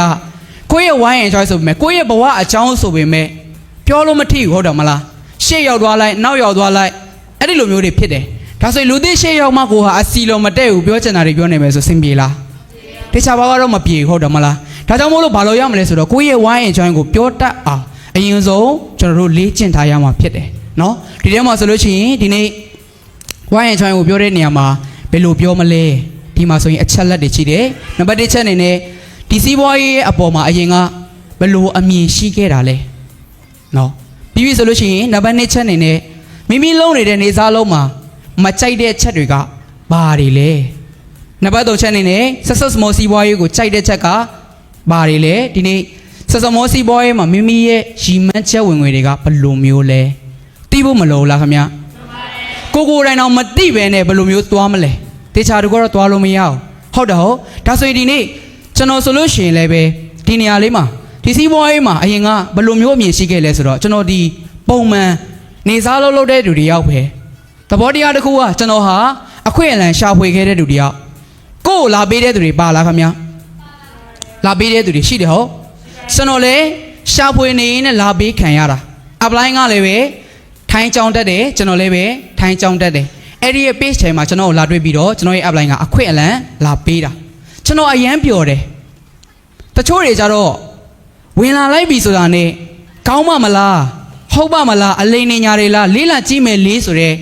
အဲ့လိုမျိုးတွေးခဲ့မှုတဲ့သူတွေလည်းပါလိမ့်မယ်ဒါပေမဲ့ကျွန်တော်ရဲ့အတွေးကကြတော့ကျွန်တော်ဒီလက်ရှိလောက်ကလေထွက်เสียမလို့ပဲနဲ့နောက်ထပ်ဝင်ငွေရပြီးတော့ကိုဘွားကိုတိုးတက်ပြောင်းလဲနိုင်မယ်အခွင့်အလမ်းများရှိမလားဆိုပြီးတော့ရှာဖွေနေတဲ့အချိန်ဖြစ်တယ်အဲ့ဒီခါမှာ apply ကနေလာပြီးတော့ပေးတဲ့ခါမှာအန်ကြအခွင့်အလမ်းရတယ်ဟေးဒီနေ့ဒီအခွင့်အလမ်းငါလေးလာကြည့်မယ်ဘယ်လိုမျိုးရှိမလဲလို့မေးတဲ့တွေးကြည့်တဲ့ခါမှာတကယ် Telegram မှာလည်းပဲကျွန်တော်မလေးလာခဲ့ရဘူးဒါပေမဲ့ apply အရန်ကောင်းတယ်အရန်တော်တယ်ကျွန်တော်ကို Telegram မှာမပေးနိုင်ခဲ့ပေမဲ့လို့ရုံးဝန်းထီအောင်ကိုယ်တိုင်ကိုယ်ကြခေါ်လာနိုင်ခဲ့တဲ့ apply ဖြစ်ပါတယ် apply ကိုချေးစုတင်ပါတယ်ခင်ဗျနော်ဒါကြောင့်ဆက်ဆက်မော်ရောက်တဲ့ခါမှာကိုယ့်ရဲ့အမြင်ဘယ်လိုရှိလဲလို့မေးရုံရောက်တော့ယုံကြည်မှုတွေမြင့်တက်လာတာပေါ့ကျွန်တော်ရဲ့မြင်ထဲမှာဆိုလို့ရှိရင်မြန်မာပြည်သားတွေအောင်မြင်နေတယ်ဒီနေ့အမနန္ဒိစာတို့အမနန္ဒိလူတို့အကိုဆိုင်ရန်လဲလို့ဆိုရင်ကျွန်တော်ကိုကြိုးဆိုပေးတဲ့တဲမှာပါတယ်ကျွန်တော်ဟာဘာမှမသိဘူးကိုစင်ကိုတို့ကိုစီရလေတို့အများကြီးပဲတို့တွေတိုင်းရင်းသားတွေလည်းဖြစ်တယ်မြန်မာလူမျိုးတွေလည်းဖြစ်တယ်ဒါပေမဲ့တို့မှာလက်ရှိဝင်ငွေကိုစီတွေနဲ့အောင်မြင်နေကြရောဒီနေ့ဒီနေရာမှာယုံလဲပဲတကယ်ရှိနေတယ်ရောဆိုတော့ယုံကြည်မှုတွေဟာကိုယ့်စီမှာရောက်လာတယ်ဖြစ်တဲ့ကြောင့်မို့လို့အမြင်နေနဲ့ဆိုလို့ရှိရင်ဆက်ဆက်မောတကယ်အောင်မြင်လို့ရတယ်ဆိုတဲ့အမြင်ကျွန်တော်မှရှိခဲ့တာဖြစ်ပါတယ်ခင်ဗျာနောက်တစ်ချက်အနေနဲ့မိမိလုံးနေတဲ့နေစားလုံးမှာမကြိုက်တဲ့ချက်ကဘာလဲကျွန်တော်နေစားလုံးမှာမကြိုက်တဲ့ချက်ကလောရသလောက်ရလက်မရတာကိုကျွန်တော်မကြိုက်ဟုတ်လားအလုပ်ကိုမေးစီတို့တနေကုန်တနေကန်လုံးလုံးရတယ်ဟုတ်လားဒါပေမဲ့ရလက်ကလည်းပဲကန့်သက်ဝင်ငွေပဲရထားတယ်ဟုတ်လား တနေ့ကို350ဘယ်သူကြိုက်လဲ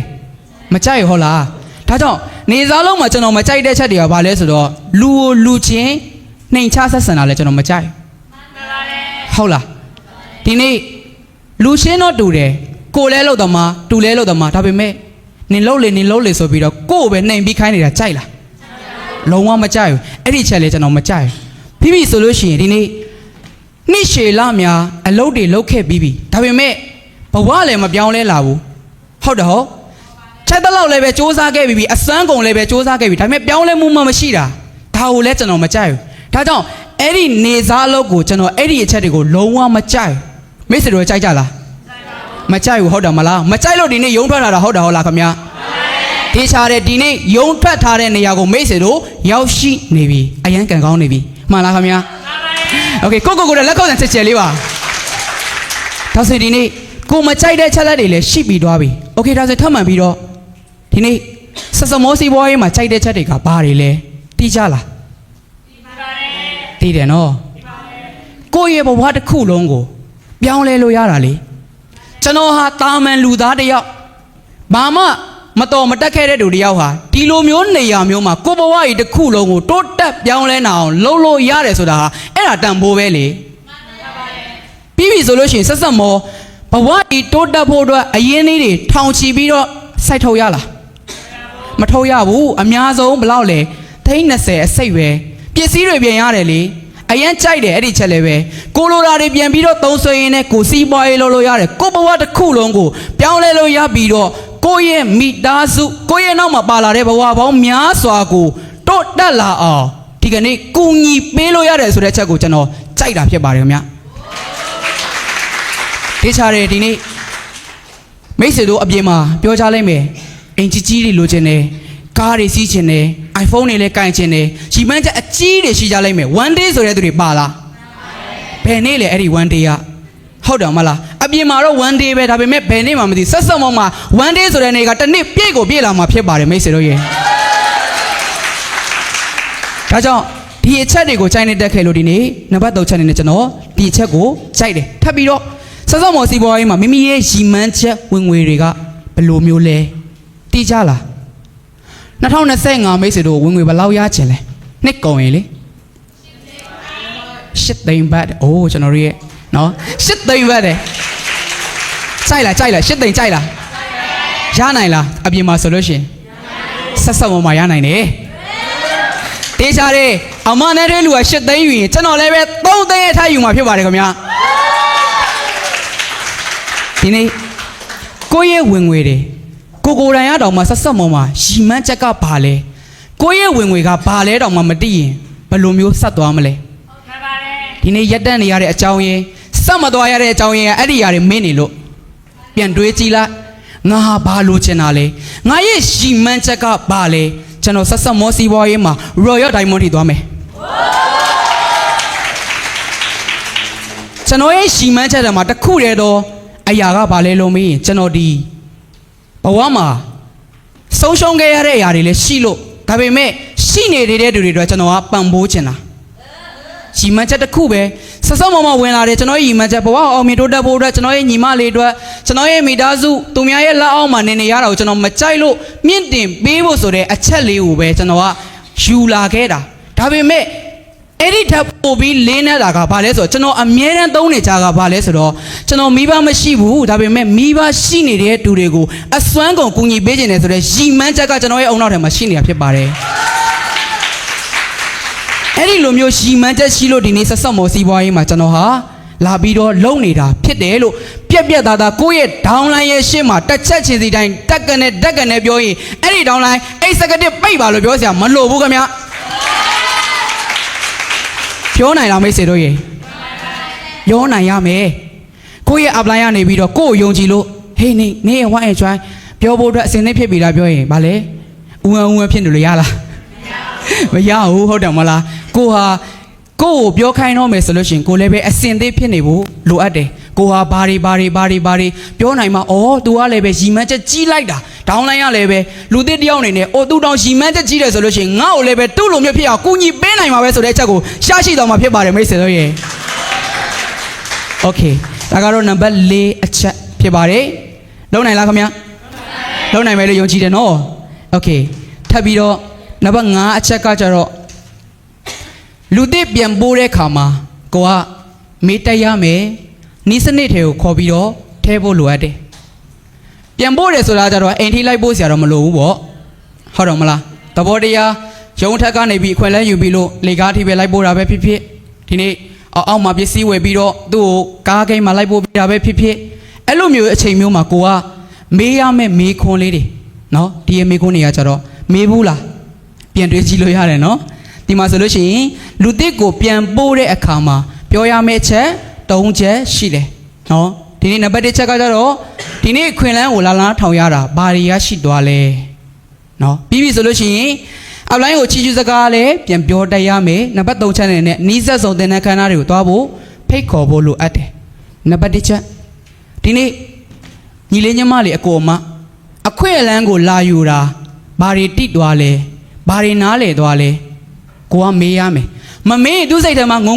ပဲရှိနေလိမ့်မယ်တခြားတဲ့အိမ်ရောက်ရင်တော့ပျောက်မလားမသိဘူးဘာလို့လဲပဝင်းချင်ကတိုက်ခိုက်တာနဲ့ပြောတာနဲ့သူ့စိတ်ထဲမှာဟုတ်တယ်ဟောဒီလိုမျိုးလဲရှိတယ်ဒါကြောင့်ကိုကမေးရမှာပါလဲဆိုတော့အကိုရေမရေနားထောင်လိုက်ရတာဘလို့အားရပလန်နေရှိသွားလဲဘလို့မျိုးရလိုက်လဲဒီနေ့အကိုရလိုက်တယ်ဆိုလို့ရှိရင်လုံနိုင်တယ်နော်ဖြစ်နိုင်တယ်နော်ဒီနေ့နောက်တစ်ခါကြိုက်ရင်လည်းပဲဒီနေ့ရုံးမှာပြန်ပြီးတော့လာလို့ရတယ်နော်မရဘူးလားရတယ်ဒီချက်ကိုလည်းပြောဖို့လိုအပ်တယ်ပြီးပြီဆိုလို့ရှိရင်အပလိုင်းကိုချီကျူးစကားပြောတတ်ရမယ်ဆိုတဲ့နေရာမှာသိချတယ်အပလိုင်းကိုချီကျူးစကားပြောတယ်ဆိုတဲ့နေရာမှာအစားကလိုမျိုးတော့မဟုတ်ဘူးကိုကချိတ်ဆက်ပြီးသွားပြီနော်ချိတ်ဆက်ပြီးသွားတဲ့အခါမှာအကိုရေမရေဒီနေ့ဒါကတော့ကျွန်တော်ရဲ့ခေါင်းဆောင်ဖြစ်တယ်ဒီနေ့ကျွန်တော်အနေနဲ့ပြောရမယ်ဆိုလို့ရှိရင်ဒီနေ့ညီလေးဒီနေ့ဆိုလို့ရှိရင်ညီလေးအရန်ကန်ကောင်းတယ်နော်ဒါကိုရဲ့ခေါင်းဆောင်ကိုစင်ကိုလို့ခေါ်တယ်ညီလေးနဲ့စကားပြောတဲ့အခါမှာလည်းပဲပေါ့ပါပါလည်းရှိတယ်ဟိတ်ဟန်လည်းလုံးဝမရှိဘူးတကယ်ကိုမှကူညီချင်တဲ့စိတ်အပြည့်အဝရှိတာညီလေးမြင်ရလားညီမလေးမြင်ရလားအေးကိုကြီးကျမတော့မြင်တယ်အဲ့ဒီလိုစိတ်ရှိနေလို့ကျွန်တော်ပူပေါင်းပြီးတော့လုပ်ခဲ့တာဖြစ်တယ်လို့ပြောရမှာဖြစ်ပါတယ်ခင်ဗျာပြောတတ်လားကိုရဲ့ apply ရဲ့အချောင်းကိုပြန်ပြီးတော့အဲ့ဒီလိုမျိုးပြောပေးမှဟော तू ပြန်ပြီးတော့တိမှာဖြစ်တယ်အစားက promo လုပ်တာနဲ့အဆုံးသတ်မှာ promo လုပ်တာလုံးဝမတူဘူးနော် तू ရေရှည်သွားနိုင်လားမသွားနိုင်လားဆိုတာ तू ပြန်ကြည့်ရမှာဖြစ်လို့ဒါကြောင့်ဒီနေ့ကိုရဲ့ apply စိတ်ကောင်းရှိလားမရှိလား तू သိဖို့လိုတယ်ဟုတ်တယ်ဟုတ်လားရေရှည်သွားနိုင်ဖို့စိတ်ကောင်းရှိတဲ့ apply ဖြစ်ရမယ်ဒါဆိုရင်ကိုကနေပြီးတော့ကျွန်တော်ရဲ့ apply စိတ်ကောင်းရှိတယ်နော်ဒီနေ့ကူညီပေးတတ်တယ် तू တိသွားပြီဆိုလို့ရှိရင်တော့လုံးဝကုန်မှာသူဟာသူ့ရဲ့စိတ်ထဲမှာဆွဲမြဲပြီးတော့ apply ကိုယုံကြည်ပြီးတော့သူဟာစူးစမ်းလုပ်ကင်မှာဖြစ်ပါတယ်ခင်ဗျ။ Okay နော်ဒီတစ်ချက်လည်းလုံးနိုင်မယ်လို့ယုံကြည်တယ်နော်။ပြီးပြီဆိုလို့ရှိရင်အနည်းဆက်ဆုံးတင်တန်းခန်းသားတွေတွားဖို့ဖိတ်ခေါ်ပါ။ကိုယ့်ရဲ့ downline တွေကိုအမြဲတမ်းတင်တန်းတွားဖို့ဖိတ်ခေါ်တဲ့သူတွေလက်ထောင်ကြည့်ပါ။ဝါအနောက်မှာစံပြကောင်းဆောင်နေတဲ့လက်ခုပ်တံချက်ကျဲလေးပါ။ဒါဟာသူတို့လုပ်ခဲ့တဲ့အရာပဲကျွန်တော်အရန်အားထားတဲ့ချက်ရှိတယ်ဘာလို့လဲဆိုတော့ဒီရဲ့တင်တန်းအခမ်းအနားကိုတွားဖို့အတွက်ဘယ်သူစတင်ပြီးလုပ်ခဲ့လဲဆိုရင်ကိုစင်ကိုဟာအများကြီးမတော်ယုံလားတော့မသိဘူး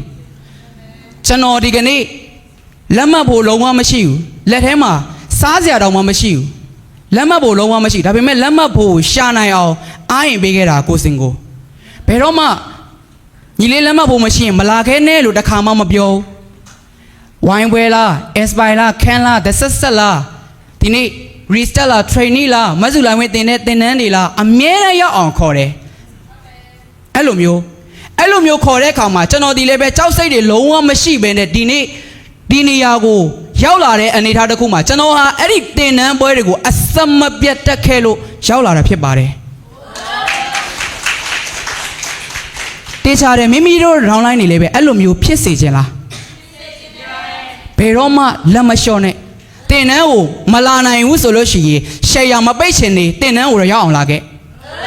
အဲ့ဒီလိုချန်တယ်နော်ပြီးပြီဆိုလို့ရှိရင်စံပြပြတဲ့အမနန်းထွေးလူလိုမျိုးလိုအပ်လားလိုချင်လားလူဟာအများကြီးတော်ခဲ့တာမဟုတ်တိုင်းရင်တူလည်းဖြစ်တယ်ကိုစင်ကိုဟာအဲ့ဒီနီးစနစ်တွေကိုထဲခဲ့လို့ဒီနေ့ဒိုင်းမိုးဖြစ်လာတာဖြစ်ပါတယ်ခင်ဗျာနော် ကျွန်တော်အရန်လေးစားရတဲ့အဖွဲပဲတို့ဖွဲကိုအမြဲတမ်းနီးစနစ်တွေထဲမှာဆိုလို့ရှိရင်လူဦးရေယာချီပြီးတော့တနေ့အဲ့ဒီလိုဖြစ်ရမယ်ဆိုတဲ့စိတ်ကသာကျွန်တော်မှရှိခဲ့တာဖြစ်ပါတယ်ကျွန်တော်အခုလည်းပဲတီစောင့်နေပါတယ်ခင်ဗျနော်ဒါကြောင့်ဒီနေ့ဒီအရာတွေကိုလည်းပဲမိတ်ဆွေတို့လုံနိုင်လိမ့်မယ်လို့ကျွန်တော်ယုံကြည်တယ်လုံနိုင်ကြလားခင်ဗျဒီချားတယ်လုံနိုင်တော့မိတ်ဆွေရလက်တွေရရှိမှာဖြစ်ပါတယ်โอเคနော်နောက်ထပ်စလိုင်းတစ်ခုနောက်ထပ်စလိုင်းတစ်ခုကကျတော့ဒီနေ့ဒီနေရာလေးမှာနော်အချက်၅ချက်နေနေဆိုလို့ရှိရင်တော့ပြီးသွားပြီပေါ့နော်ဒါပေမဲ့ကျွန်တော်တို့လူတစ်မိတ်ဆက်တဲ့အခါမှာမိတ်ဆွေတို့၃မျိုးရှိတယ်လို့နော်ကျွန်တော်လည်းပဲခုမှဒါကိုသဘောပေါက်တယ်ကျွန်တော်ဒီအရာကိုနားမလည်လို့ထက်ခါတက်ခါ၄-၅ခါလောက်ပြင်သင်ရတယ်ကိုစမ်းမင်းရဲ့ဗီဒီယိုဖိုင်မှာဒီအရာကိုနားမလည်ဘူးဆိုတာကိုလည်းပဲတိတ်ပြီးတော့မလို့ရသေးလို့ပဲလို့ကိုယုံကြည်နေတာဒီနေ့လူတွေကိုမိတ်ဆက်တဲ့နေရာမှာ၃မျိုးရှိတယ်လို့သူပြောတယ်နံပါတ်၁ချက်ကမိမိနဲ့အလိုက်၂ယောက်ကနေပြီးတော့လူတွေကိုအခွင့်အလမ်းပေးတာနံပါတ်2ကကျတော့မိမိကိုယ်တိုင်တယောက်တည်းလူတွေကိုအခွင့်အလမ်းပေးတာနံပါတ်3ကကျတော့မိမိ downline ရဲ့အတူလူတွေကိုအခွင့်အလမ်းပေးတာဒီနေ့နံပါတ်1ချက်အနေနဲ့မိမိနဲ့ upline 2ယောက်လူတွေကိုအခွင့်အလမ်းပေးတယ်ဆိုတဲ့နေရာမှာလူတစ်တယောက်ဝင်လာမယ်ချိတ်ဆက်တဲ့နေရာမှာ upline downline အလုံးမလုံးလို့ရလားတေးချတယ် upline နဲ့ downline နဲ့အလုံးလုံးပြီးတော့လူတွေကိုအခွင့်အလမ်းပေးကြတာဒါနံပါတ်1ချက်နော်ထပ်ပြီးတော့နံပါတ်2ချက်ကကျတော့မိမိကိုယ်တိုင်တယောက်တည်းအခွင့်အလမ်းပေးတယ်ဆိုတာကျတော့ကိုကဘာသိရမှာလဲဆိုတော့ကိုလည်းမြင့်တင်ချိန်စိတ်လည်းရှိဖို့လိုတာဒီနေရာလေးမှာကျတော့တချို့သောသူတွေဒီကနေ့ကြီးဘလောက်ပဲလာ apply ရလားမရဘူးဟုတ်လားအဲ့လိုမျိုးလို့မရဘူးဒီနေ့ apply ဆိုတာလေ apply အလုပ်ဆိုတာရှိနေပြီသားကိုကတယောက်တည်းအခွင့်အလမ်းပေးတယ်ဆိုတာကျတော့ဒီမှာဆွမ်းလာကချိတ်ဆက်ပြီးတဲ့အရာတွေကိုကိုဟာတိတ်ထားတာတင်ယူထားတဲ့အတွက်ကြောင့်ကိုဒီနားလည်ပြီးပြီအဲ့ဒီຢာတွေကိုကိုယ့်ရဲ့လူသစ်ကိုအခွင့်အလမ်းပြန်ပေးမယ်ယုံကြည်မှုတွေနဲ့ပေးလို့ရခဲ့ပြီးပြီဒါဆိုရင်ဘာပြန်လုပ်မလဲဒီနေရာမှာ꿰ပြတာကမိမိနဲ့မိမိ upline မိမိရဲ့မိမိ downline ဘာပြန်လုပ်ရမလဲမိမိတက်လာပြီဆိုလို့ရှိရင်မိမိ downline ကိုပြန်ကူညီရမှာမဟုတ်လားအခုတော့ဘာဖြစ်နေလဲ upline ကိုပဲကူညီတောင်းချင်တယ်ကို downline ကြောင့်ကိုမကူညီချင်ဘူးဟောရှိကြလားရလားမရဘူးဆက်ဆက်မော်ပါလေကိုရဲ့နောက်အောက်ကလူကိုကူညီပေးမှကိုကအောင်မြင်တာလေဟုတ်တယ်မလားဒါကိုသိဖို့လိုအပ်တယ်ကိုတိုင်ကလည်းပဲကိုမြင့်တင်လာပြီးတော့ကိုရဲ့ downline နဲ့ကိုအတူတူအလုံးလုံးတက်မှရေရှည်သွားနိုင်မယ်မြင်မိလားမသိဘူးကိုကအပေါ်ပဲအကူညီတောင်းတယ်โอเคပြောပြတာပဲလာမပြောနဲ့လာမချိတ်နဲ့လို့တော့ဘယ်သူမှကိုရဲ့ခေါင်းဆောင် upline နေမပြောနော်ချိတ်ဆက်တယ်โอเคဒါပေမဲ့ဘယ်သူမှမတိုးတက်လာလဲဆိုတော့သူ့မှာမတိုးတက်လာအောင်ဘာလို့လဲဆိုတော့သူကိုယ်တိုင်လှုပ်ချင်စိတ်မရှိနေလို့ဒါဆိုရေရှည်သွားလို့ရလားမရဘူးကိုကဘာလဲရေရှည်အောင်ပြင်ချင်တာဟုတ်လားဒါဆိုရင်ကိုဒီချက်ကိုလှုပ်ဖို့လိုအပ်တယ်ဒါကြောင့်ဒီနေ့ကိုရဲ့ downline ကိုလည်းကိုပြန်ပြီးတော့ကူညီပေးမှာကိုရဲ့ network ဟာပို့ပြီးတော့တိုးတက်လာမှာဖြစ်ပါတယ်နော်ဒီချက်ကိုလုံးနိုင်လားခင်ဗျโอเคလုံးနိုင်တယ်ဆိုလို့ရှိရင်မိတ်ဆွေတို့ရလက်တွေဒီနေ့ရရှိမှာဖြစ်ပါတယ်ခင်ဗျโอเค